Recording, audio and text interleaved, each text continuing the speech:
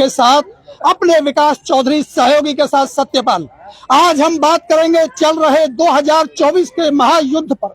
जैसे जैसे समय आगे बढ़ रहा है, राजनीतिक गलियारों की चर्चाओं के साथ साथ ये राजनीतिक युद्ध भी अब तेज हो रहा है, क्योंकि फरीदाबाद में 25 मई को चुनाव होने हैं और इसमें ये तय होगा कि आखिर कौन होगा फरीदाबाद का सांसद। ये सबसे बड़ा सवाल है 2024 के इस महायुद्ध में, क्योंकि सवाल बहुत सारे हैं और सवालों के हम जवाब खोजने के लिए निकले हैं। और हम आ पहुंचे हैं अभी इस लेजर वैली ग्राउंड में। लेजर वैली ग्राउंड में जुड़ेंगे हम लोग NIT 86 विधानसभा से। आज 9 विधानसभा 9 कवरेज लगातार आपको मिलेंगी। आज हम जुड़े हैं NIT विधानसभा से। मैं आपको परिचय करा देता हूं। यहाँ पर मेरे साथ है INLD से जगजीत कौर पन्नू जी, भारतीय जनता पार्टी से RN सिंह साहब, बहुजन समाज पार्टी से इकराम खान साहब और कांग्रेस पार्टी की बात रखेंगे अपने जो है खटाना साहब। सवाल हमारे कई होंगे। सवालों के साथ ये होगा कि एक तरफ मुद्दे होंगे धर्म, जाति और राम मंदिर 370 के, तो वही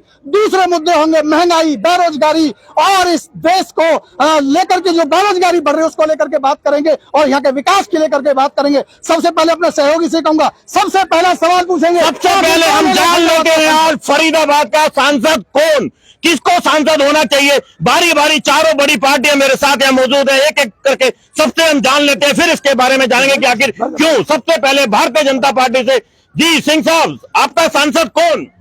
कृष्णपाल जी।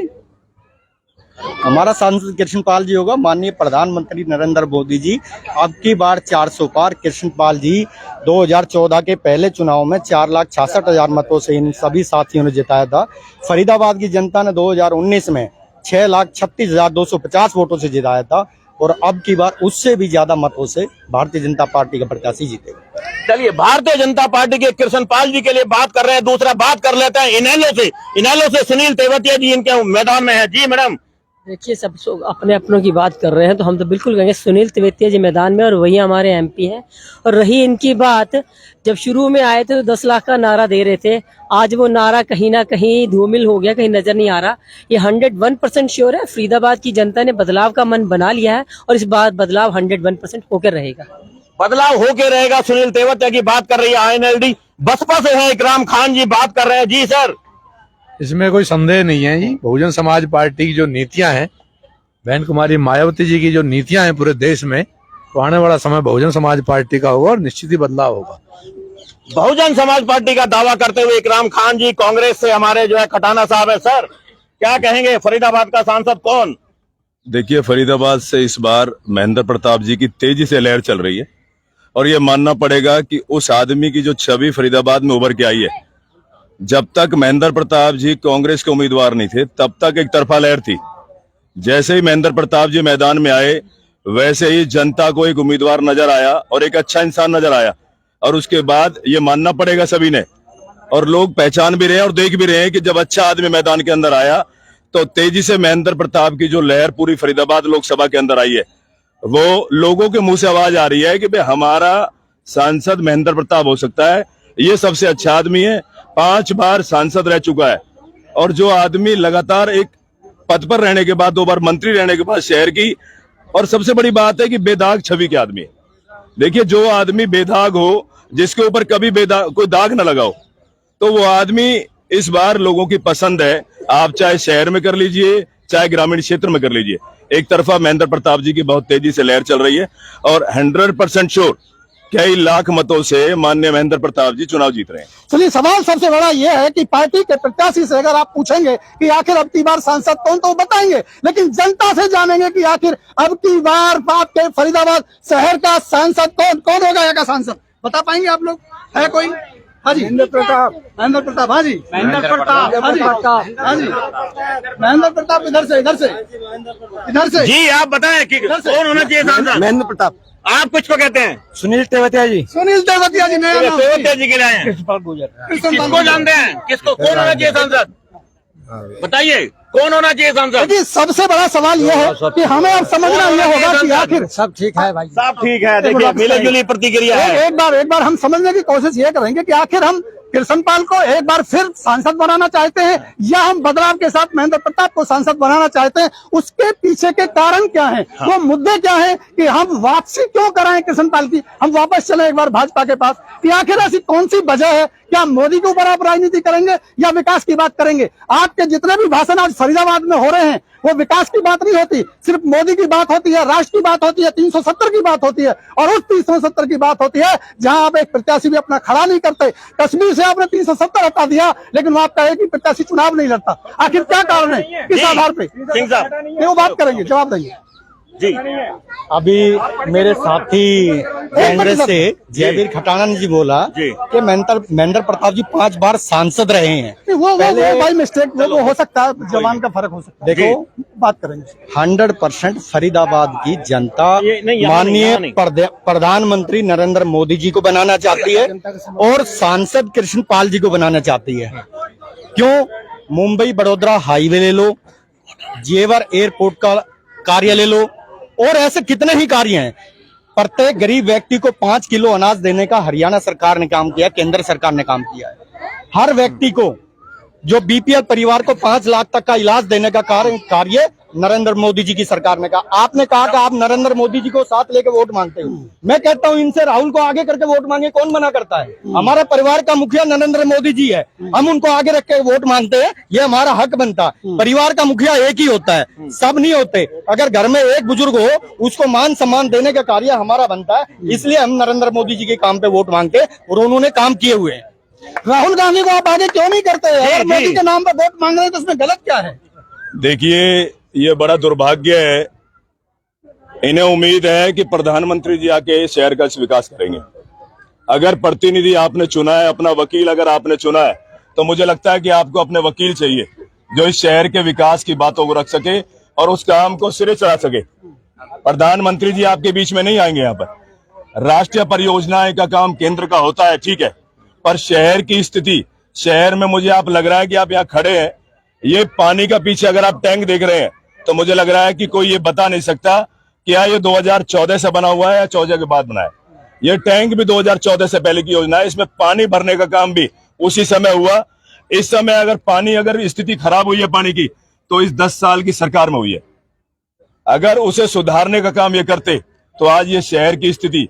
और सबसे बड़ी बात सोचिए, नेशनल हाईवे मथुरा रोड से इधर आपके लिए कोई अगर एक फ्लाईओवर अगर बंद हो जाए रिपेयरिंग के लिए, तो इतनी बुरी स्थिति है हमारी। अगर हमारा बच्चा बीमार हो जाए, अगर हमारा कोई परिवार का सदस्य बीमार हो जाए, अगर हम उसे इलाज कराने के लिए नेशनल हाईवे के उधर जा रहे हैं, तो हम 2 घंटे के अंदर जाम में इसमें फंसे रहेंगे।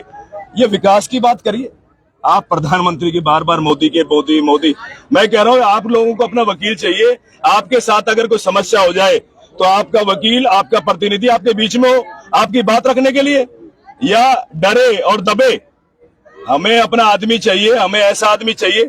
मैं कह रहा हूं आप सोचिए, कोई एक सिंगल फ्लाईओवर अगर नेशनल हाईवे से इस शहर को, पुराने एनआईटी हो, चाहे बड़कल हो, चाहे परला तरफ हो, कोई जोड़ने के लिए एक सिंगल फ्लाईओवर पे काम किया हो इस 10 साल की सरकार में। एक बात बताइए, जितने भी शहर हैं उनका विकास अगर देखा जाए तो उनका विकास सड़कों से निकलता है। अगर सड़कों का जाल फरीदाबाद में लगा है, अगर यहाँ केएमजी और यहाँ से बड़ोदरा हाईवे यहाँ बना है, तो इसको हम कैसे नकार सकते हैं? आदरणीय पत्रकार महोदय, मैं आपको फिर बताना चाहूंगा, नेशनल योजना है मथुरा रोड की।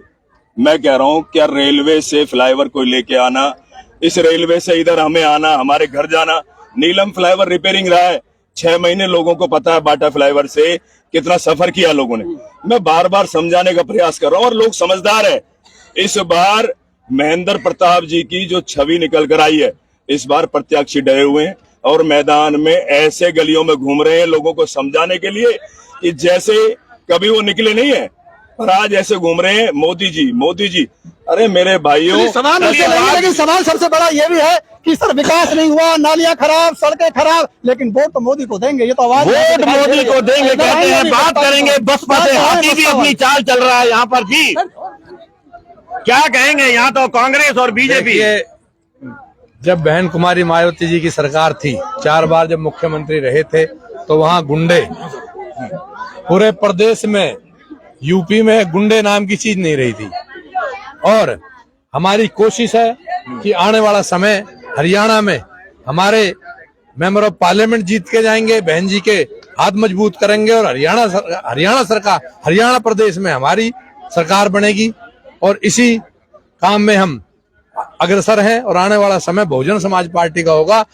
बीजेपी और कांग्रेस इनका दोनों का सफाया होना है आने वाले समय में, इसमें कोई संदेह वाली बात नहीं। हाथी अपनी चाल चलेगा, लेकिन यहाँ पर आईएनएलडी जनता से समझने की कोशिश करें। आईएनएलडी का एक रिव्यू और ले लेते हैं, फिर जनता के पास जाते हैं। जी मैडम, मैं तो छोटा कहाँ देखते हैं आप अपने आप को? मेरी बात का एक जवाब दीजिए। हमारे नेता के लिए तो मशहूर है, मेरा गला खराब है इसलिए आवाज कम मैं बोल रही हूँ, कि हमारे नेता के लिए तो मशहूर है पक्की जुबान का नेता, जो कहता है वो करता है। ये तो आपने खुद देखा होगा फरीदाबाद में, जैसे ही पता लगा कि भाई पहले एक घोड़ा रेस में दौड़ रहा था, उसे लगा मैं ही दौड़ रहा हूँ, फिर एक एक करके सारे दौड़ने शुरू हुए हैं। तो कैसे आप कह सकते हैं कि भैया एक की लहर है? लहर सबकी है और ये अंत में साइलेंट वोटर बैठा है, क्योंकि फरीदाबाद की जनता त्रस्त हो चुकी है, इतनी ज्यादा परेशान हो चुकी है। अगर मुद्दों की बात करें फरीदाबाद के अंदर, ना रोजगार ना सड़कें, आपने अभी केएमपी की बात की, मैं आपसे पूछना चाहूंगी केएमपी का प्रपोजल किसने पास किया था और किसके राज में जाके इसका लेआउट बना और कब इसका रिबन कटा? आप रेरीवाल की बात करेंगे, ये कब इसका बना, कब ये शुरू हुआ? मतलब मुद्दे शुरू पहले हुए, काम पहले शुरू हुआ, रिबन किसी और ने काटे हैं। रही बात, आज हम फरीदाबाद की बात करते हैं, फरीदाबाद की जनता कोई मुझे ये कह दे, मुझे छोड़ के, कि 10 साल में उन्होंने अपने सांसद को अपने बीच में देखा है और उस सांसद ने इनसे आकर एक बार पूछा है कि अपनी मुसीबत बताओ, अपनी परेशानी बताओ। आज तक ऐसे नहीं हुआ। हमें सांसद वो चाहिए जो इनके बीच में आए, अपनी बात रखे, इनसे पूछे अपनी मन की बात, तो हम करके चले जाएंगे। इनकी मन की बात जानिए ना, ये क्या चाहते हैं। जनता से एक बार पूछ लेते हैं, क्या वाकई पिछले 5 साल में जो है सांसद को किसी ने देखा है, या सांसद यहाँ पर आया देखा है कभी किसी ने? कृष्ण पाल जी को पिछले 5 साल में देखा है? सांसद में तो मानता हूँ कि बहुत कमियां हैं, लेकिन मोदी सरकार उसको 400 पार लाना है, इसलिए कृष्ण पाल को वोट जाए। जी इनके वजह से खड़ा कोई भी हो जाए, सांसद हमारा को नहीं देखना, कोई भी, सिर्फ मोदी को वोट देनी है और कुछ नहीं। कोई भी हो, मोदी को वोट देनी है। पानी चाहिए, पानी चाहिए। पानी कौन देगा? कौन देगा पानी? बीजेपी देगी पानी। बीजेपी भरोसा है आपको उन पर? एक बार फिर सांसद बना रहे हैं दोबारा, पानी देंगे तो बनाएंगे, वोट देंगे आप उनको? पानी नहीं देंगे तो नहीं देंगे वोट। 25 तारीख को किसको वोट करना? बीजेपी को। कहाँ है बीजेपी? प्रधानमंत्री नरेंद्र मोदी बनाना है। मोदी मोदी है तो मोदी मोदी मोदी है तो मुमकिन है। भाई देखो, बड़ा बड़ा साफ सा स्थिति स्पष्ट है, नाली खड़ंजा जाए दूर, मोदी आएगा, मोदी की बात। समस्या एक बार इस विधानसभा की हम लोग जान लेते हैं कि आखिर क्या समस्या है इस विधानसभा में, वो जान लेते। जी बताएं, क्या समस्या है क्या है यहाँ पर? आगे आइए, थोड़ा सा आगे आइए। भैया पानी, नाली साफ, गलियां साफ, सड़कें, घर गड्ढे में पहुंचा दिए 4-4 फुट, 10-10 बार घर बना लिए हमने। कहाँ तक घर बनाएंगे, कहाँ तक सड़क ऊंची उठवाएंगे, कहाँ तक सीवर तोड़वाएंगे, कहाँ तक नल के कनेक्शन 4-4 बार लगवाएंगे, क्या करेंगे? भैया झंडा से कुछ नहीं होता। समस्याएं बताएं, समस्याएं क्या है? समस्या क्या है यहाँ? मैं समझे पानी का है, नया कनेक्शन पानी की समस्या है। देखिए, पानी की सबसे बड़ी समस्या है। से एक बार सवाल लेंगे, सबसे बड़ा सवाल सर, भ्रष्टाचार के जो बड़े पानी की बहुत बड़ी समस्या है, भ्रष्टाचार बड़ी समस्या है, भ्रष्टाचार के बड़े आरोप। विकास भाई, पानी की समस्या है, मैं मानता हूँ, और गर्मी हमेशा आती है। इनकी 10 साल लगातार सरकार रही है, पानी की समस्या तब भी थी, लेकिन गर्मियों में हर बार होती है, और समस्याएं होती तो उनका समाधान भी होता है। हमारी सरकार ने जिस पार्क में बैठे हैं, 3.5 करोड़ रुपया FMDA से हमारी सरकार ने इसको दिया है, इसको काम करवाने का। आज जो हमारे साथी जो इनको, क्योंकि बड़ा पार्क NIT विधानसभा के अंदर कोई नहीं था, ये दिया। सेक्टर 25 में जो बड़ा पार्क बना है अटल बिहारी पार्क के नाम से, अटल पार्क के नाम से, वो भी भारतीय जनता पार्टी ने बना। सेक्टर 58 में बना, जनता पार्टी ने 2000 में बना, वो भी पार्क बना। सिंह साहब एक सवाल मेरा भी है। जिस पार्क में हम लोग यहाँ काम डिबेट कर रहे हैं, समस्या होती है। सेक्टर 24 का रोड, जो डबल जो लाइन का रोड है, वो भी भारतीय जनता पार्टी ने। कृष्णा कॉलोनी वाला रोड, वो भी भारतीय जनता पार्टी ने। हार्डवेयर से सेक्टर 55 वाला रोड, वो भी भारतीय जनता पार्टी ने बनाया है। अपना प्याली से हार्डवेयर वाला रोड, वो भी भारतीय जनता पार्टी ने बनाया है। मैं मानता हूँ समस्याएं होती है, लेकिन हर समस्या का समाधान भी होता है। मेरे साथी पार्षद 5-10 साल से लगातार हमारे साथ थे, जब कोई बुराई नहीं थी। एकदम बुराई होने 2016 में आप सीवेज की व्यवस्था लेके आए, मैं मानता हूँ, लेकिन वो अभी तक चालू नहीं हुई। 2024 चल रहा है, आखिर ये मल मूत्र यहाँ से कब निकलेगा? सबका इंतजार जनता कर रही है। मैं वो बताता हूँ ना, 10 साल पहले के जो कार्य हुए, जो सीवर का लाइन है जहाँ 8 इंची का पाइप डालना चाहिए था, वहाँ 2 इंची का पाइप पड़ा। समस्या इन्होंने पैदा कर रखी है। जो सीवर की समस्या कभी जा नहीं सकती, पूरी की पूरी सीवर लाइन उखड़ गए। अगर सही इंजीनियर से काम होता तो आज ये समस्या एनआईटी विधानसभा में नहीं होती। ये तो मानते हैं, इनकी समस्या दी हुई समस्या है। तो क्या आप ये मानते हैं कि भारतीय जनता पार्टी के नेतृत्व में यहाँ के जो अधिकारी उन्होंने काम सही नहीं किया? नहीं, उन्होंने किया। टेक्निकल से पूरा मैप बनकर पूरी की पूरी एनआईटी विधानसभा की सारी सीवर लाइन नहीं डलेगी जब काम पूरा होगा। कोई छोटा काम नहीं है। चलिए कांग्रेस से हम जान लेते हैं एक बार जो है जी, वापस एक बार ले लो, उनका ले लो। चलिए बताइए मैडम, बताइए जी। केजीपी जो बना था अटल बिहारी वाजपेयी के टाइम बना था, उसके बाद 10 केएमपी पहले केएमपी की बात कर रही है। अटल बिहारी किया था चौटाला साहब ने, भूल रहे हो आप? मैं आपको याद दिलाती हूँ। भैया सुनो तो सही, भैया बैठो, सुन लीजिए एक बार, 1 साल के अंदर सुन लेते हैं एक बार, मैडम को भी सुन लेते हैं। बना के तैयार कर दिया, और दूसरा केजीपी और केएमपी दोनों की कनेक्टिविटी बना दी है भारतीय जनता पार्टी। जी बताएं।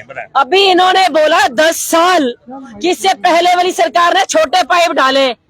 मेरी मत मानना, अपनी बता देना, क्या 10 साल के अंदर हमारी कॉलोनियों के पाइप नहीं बदले जा सकते थे? क्यों नहीं बदले? क्या वो 2 इंची से 10 इंची नहीं डाल सकते थे? बिल्कुल डाल सकते थे। 10 साल में हमारी कॉलोनियों की क्या सड़कें नहीं बन सकती थी? बिल्कुल बन सकती थी। 10 साल में हमारे युवाओं को रोजगार नहीं मिल सकता था? बिल्कुल मिल सकता था। हमारा देश में करप्शन।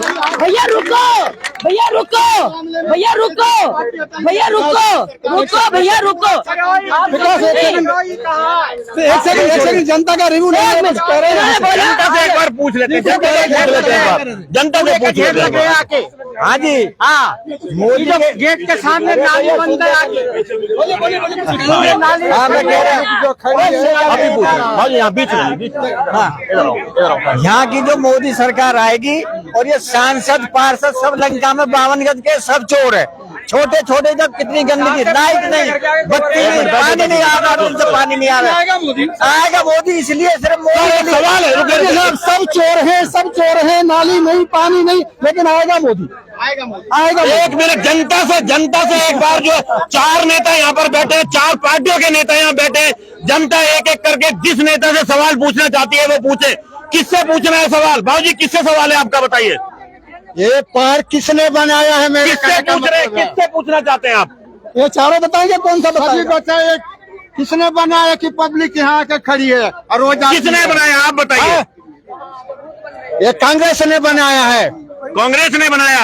हाँ जी। 3.5 करोड़ रुपया भारतीय जनता पार्टी की सरकार ने एफएमडीए के द्वारा, जब ये पूरा हुआ है, जब ये कार्य पूरा हुआ, भारतीय जनता पार्टी ने, भारतीय जनता पार्टी गुर्जर ने राशन कार्ड कटवा दिया, ऐसा भी आरोप है। एक मिनट जी, कुछ कह रहे हैं साहब, जयवीर साहब जी। आदरणीय डॉक्टर आनंद सिंह जी कह रहे हैं कि फरीदाबाद महानगर निगम यानी एफएमडीए के माध्यम से इस पार्क की सजावट की गई। इनसे पूछिए कि उसका वर्क ऑर्डर और टेंडर कितने दिन पहले हुआ है। यानी ये लोग अंधे हैं, इन लोगों को पता है अच्छी तरह ये पार्क कितने साल पहले बना। एफएमडीए को बने ही आप जानते हैं अच्छी तरह कि 3 साल भी नहीं हुए पूरे। एफएमडीए डिपार्टमेंट भी 3 साल नहीं हुए पूरे। ये मुख्यमंत्री जी के शासन के अंदर था, मनोहर लाल खट्टर जी के अंदर, और ये डिपार्टमेंट करीब 3 साल पहले बना है। और ये पार्क 3 साल से नहीं है, लोगों के बीच में बहुत लंबे समय से है।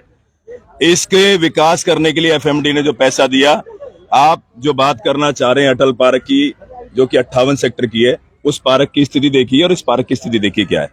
इस पार्क को रेगुलर मेंटेन करने के लिए भी इन्होंने 1 रुपए देने का काम नहीं किया, और किसी जिम्मेदार यहाँ के बुजुर्गों की सोसाइटी बनाकर उनको सौंपने का काम भी नहीं किया। कम से कम एक बुजुर्गों की टीम बनाकर उनको सौंपने का काम करते हैं, उनको रेगुलर मेंटेनेंस के लिए खर्चे देने का काम करते, जो कि बुजुर्ग इसको संवारने का काम करते, जो कि सुबह आकर बुजुर्गों के माध्यम से इसकी सफाई की जाती है। ये एफएमडीए ने सजावट नहीं करी है इसकी, यहाँ बुजुर्गों ने सजावट की। क्या कहेंगे सिंह साहब? भारतीय जनता पार्टी ने अगर फरीदाबाद में विकास किया है तो भारतीय जनता पार्टी ने किया। इससे पहले 10 साल पीछे चले जाओ, 10 साल पहले सिर्फ कुछ नहीं हुआ, नगर निगम की जमीनें बेची गई थी, उससे पहले कार्य नहीं हुए थे।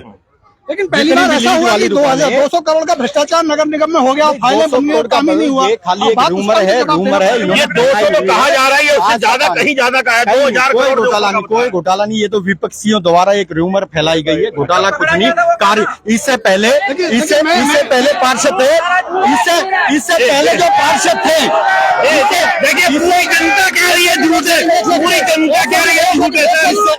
मैं इस बात का गवाह हूं, एक मिनट रुकिए, मैं सुनिए, एक मिनट, मैं इस गवाह, रुकिए। मैं आरटीआई एक्टिविस्ट होने के नाते 2017 में सबसे पहली हमारे पत्रकार मेरे नाम से रिकॉर्ड आज भी दर्ज है। वही फाइल हमने खोली जो बाद में जाके जो हमारे पार्षद थे उन्होंने इसको आगे बढ़ाया था। वो फाइल मेरी ही साइन से की गई थी। साहब आप कह रहे हो वो भ्रष्टाचार नहीं था। अगर किसी ने किया होगा तो जेल में होगा। हाँ, ये किसी ने किया होगा तो जेल जाएगा। मोदी सरकार अब बख्शेगी किसी को नहीं। अब जाएगा। देखिए मैं इनसे पूछूं, अगर घोटाला हुआ कोई नहीं बख्शा जाएगा। अंदर जा रहे हैं ना, जिन्होंने किए वो जा रहे हैं।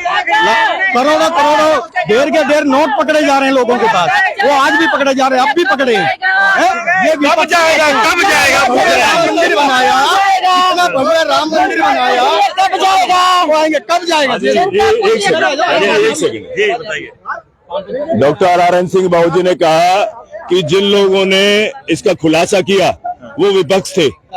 शायद बाबूजी, मुझे लग रहा है कि इतना ज्यादा, मतलब जैसे कहते हैं ना कि अचानक घबराहट हो जानी और फेल हो जाना, तो ये इंजन फेल हो गया है। ये इसकी वजह क्या है?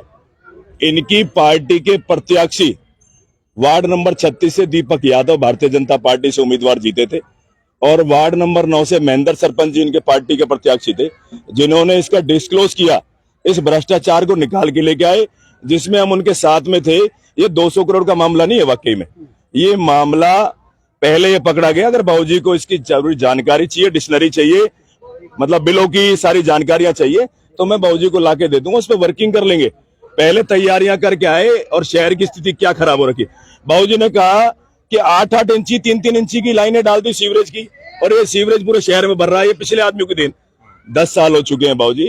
केंद्र सरकार से अमृत योजना से 150 करोड़ रुपए आए हैं शहर की सीवरेज व्यवस्था को सुधारने के लिए, जिस पैसे को आए करीब आज 8 साल हो चुके हैं।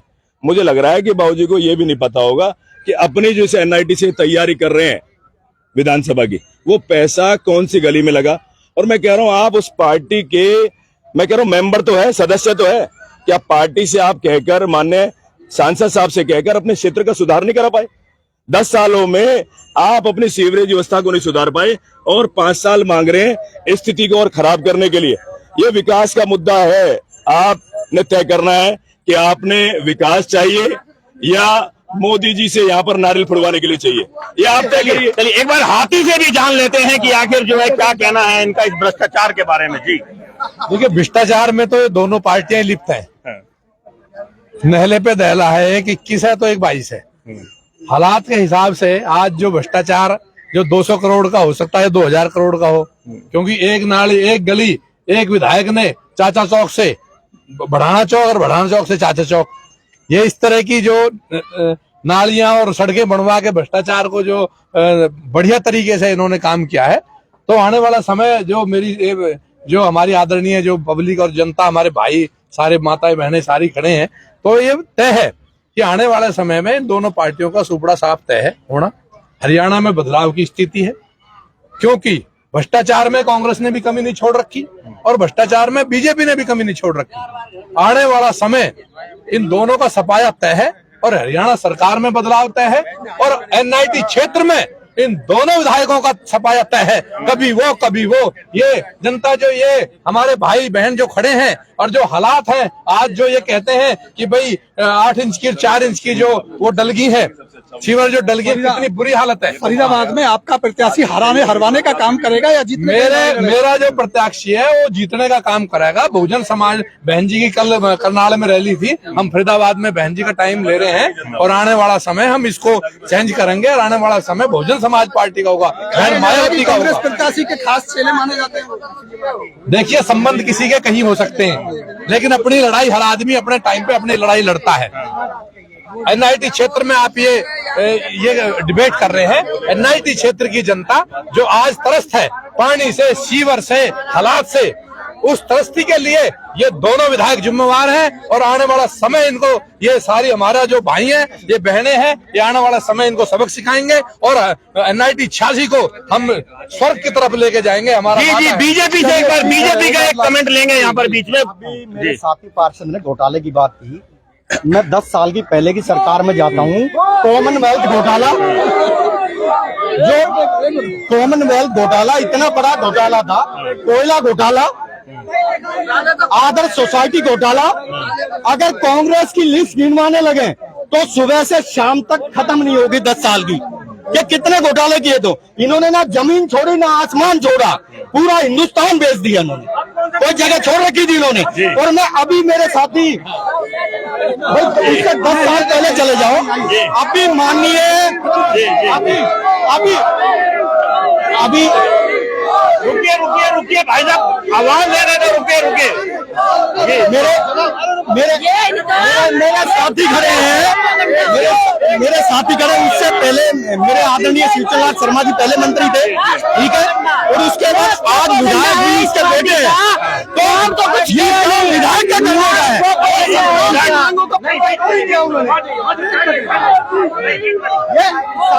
जी सुन ले, पहले नहीं चुप कराओ, साइलेंट। ये लेकिन डिबेट बंद करनी पड़ेगी हमको, अगर शोर मचाएंगे तो प्लीज डिबेट बंद हो जाएगी, शांत रहिए जी। ऐसा भैया, ऐसा 100 बंदे हम भी ला देते, हमारे नारे लगा देंगे, इसलिए नारों से नहीं। रुक जाओ,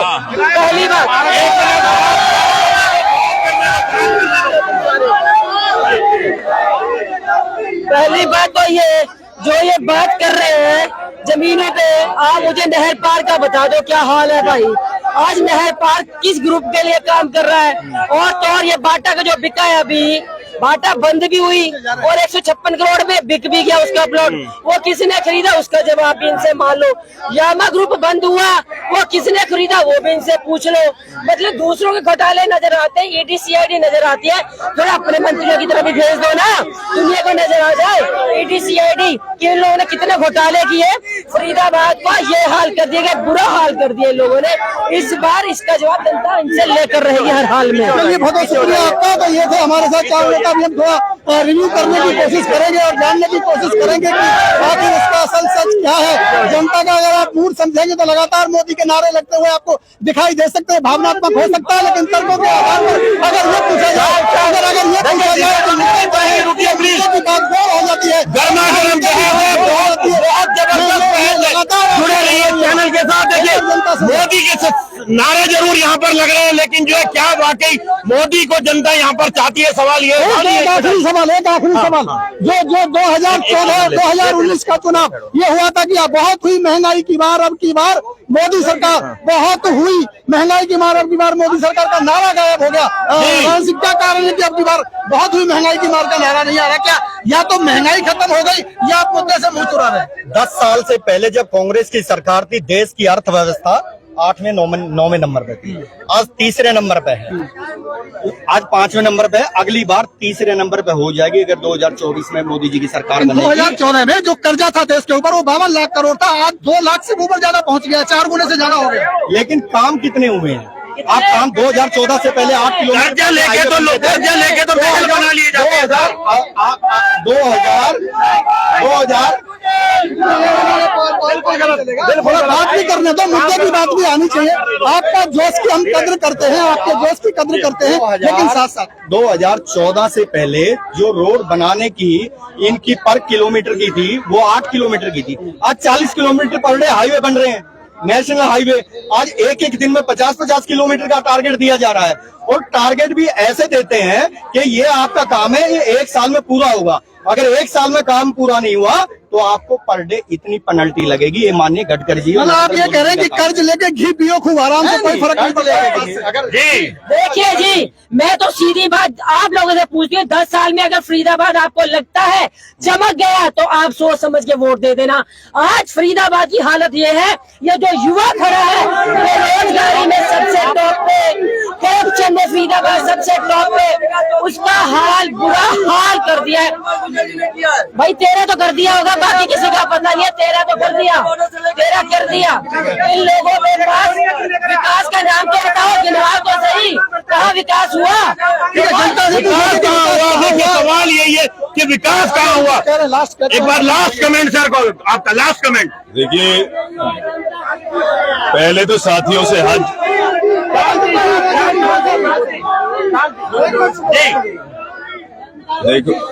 देखो अगर ये डिबेट का कार्यक्रम है, आप अगर डिबेट में किसी ने डिबेट करने की इच्छा है तो वो आए, बैठे और डिबेट करे।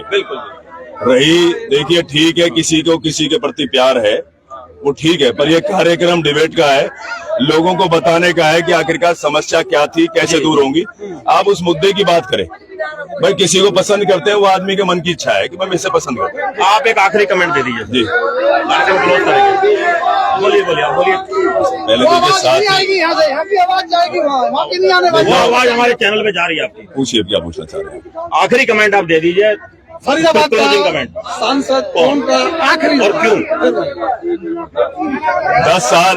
अबे साथी अगर चुप हो तो मैं कम से कम बोलते हुए चले। बोलते रहिए, उनकी आवाज नहीं आ रही है। देखिए, ये लोग खड़े हैं और इसमें बुजुर्ग भी है, इसमें युवा भी है, महिलाएं भी है, और कांग्रेस का प्रत्याशी जब तक मैदान में नहीं था, जब तक ये चुनाव एक तरफ था, जैसे ही कांग्रेस का प्रत्याशी महेंद्र प्रताप एक ईमानदार आदमी जैसे बीच में आया, देखिए लोगों ने इस बात को एक्सेप्ट किया कि भाई इस बार जो घमंड का चूर है, जो आदमी बोलता है कि पत्थर की लकीर है, लिख लीजिए इसे, मैं ही जीतूंगा, तो घमंड देखिए अच्छे का चूर हो गया।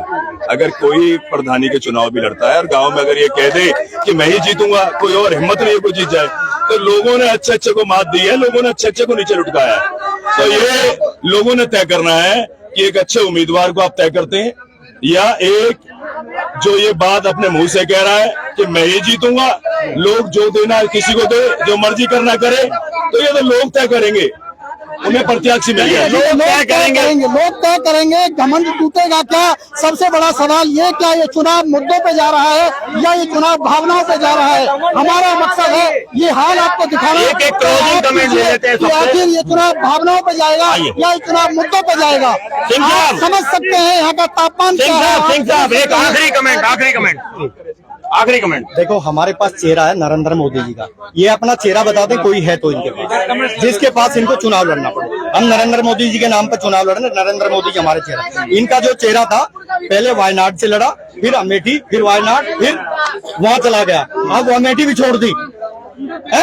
अरे अपनी एक जगह तो पक्की रखो, एक जगह तो लड़ो। हमारे पास बसपा के आखिरी कमेंट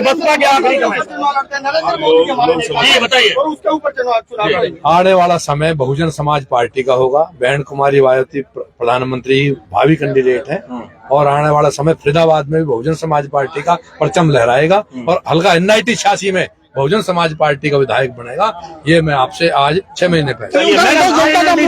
आखिरी कमेंट ले लेते हैं जी मैडम, आखिरी कमेंट। देखिए, मैं छोटी सी बात कह रही हूँ, शोर मचाने से कुछ नहीं है। इस बार जनता जब डिब्बे खोलेंगे अपने आप बता देगी कौन आएगा कौन नहीं आएगा, और उसके बाद आप दोबारा यहाँ पे फिर से एक बार यही सारा एक मंच सजाइएगा और इन लोगों से जरूर पूछिएगा कि जो इतने बड़े बड़े नारे लगा रहे थे वो कहाँ गायब मिलेंगे, किसी को नहीं पता। इस बार जनता 4 जून को जब रिजल्ट निकलेगा, एक बदलाव के साथ आप फरीदाबाद में देखेंगी। फरीदाबाद की जनता ने इस बार अपना MP बदल डाला है। चलिए क्या है जरा एक बार समझते हैं इसके बाद। जी बालियान जी बताइए आप बताइए। आइए इधर आइए विकास जी, जी बताइए। मैं कहना चाहता हूँ इधर को आइए, इधर को कि हमारे पास एक चेहरा है जिसके दम पर हम चुनाव लड़ रहे हैं। भाई साहब बताएं कौन सा चेहरा है प्रधानमंत्री पद का? दूसरी बात, मेरे मित्र है जयवीर जी, मेरे मित्र अभी हमारे परिवार में थे, अभी हमारे परिवार से चले गए तो अंगूर खट्टे हैं। समझो बात को, मेरे मित्र मेरे बड़े भाई हैं, हमारे साथ ठीक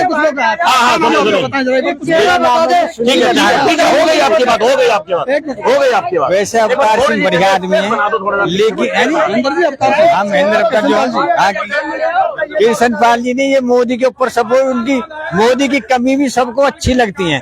मोदी ने सारे विश्व में नाम किया है अपना और सब जगह इज्जत बनाई है मोदी ने, तो ये सारी वोट मोदी पे डलेंगे और सब वोट मोदी के उस पर डलेंगी, इसलिए कि उसने पूरे विश्व में नाम किया है।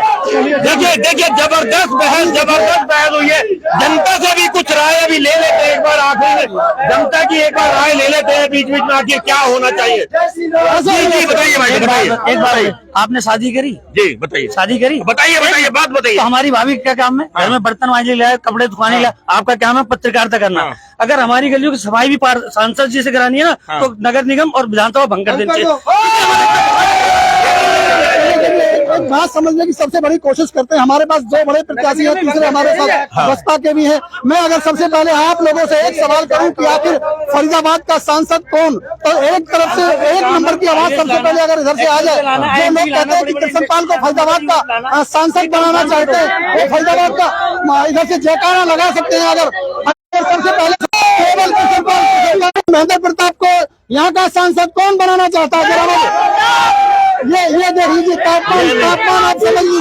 हाथ उठवा लेते हैं, हाथ उठवा लीजिए चारों के लिए, हाथ उठवा लेते हैं भाई। कृष्ण पाल जी को सांसद कितने लोग बनाना चाहते हैं, एक बार हाथ उठा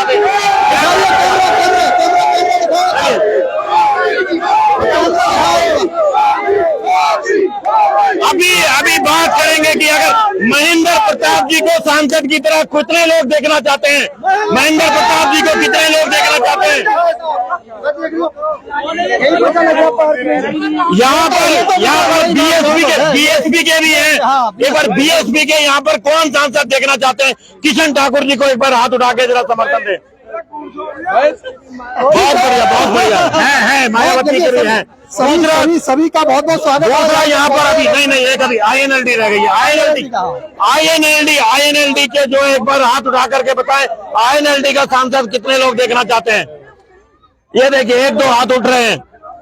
तो चलिए अभी हम चलेंगे और आगे 9 विधानसभा 9 जगह पर हम आपको लेकर के जाएंगे। अलग अलग इस तापमान को समझने की कोशिश करेंगे और ये जानने की कोशिश करेंगे कि आखिर एक बार फिर ये चुनाव मुद्दों पे जाएगा, विकास पे जाएगा, या देश की राजनीति पे जाएगा, या मोदी पे जाएगा। इससे समझने का हम कोशिश करेंगे। लगातार आप जुड़े रहिए हमारे साथ और देखते रहिए इंडियन के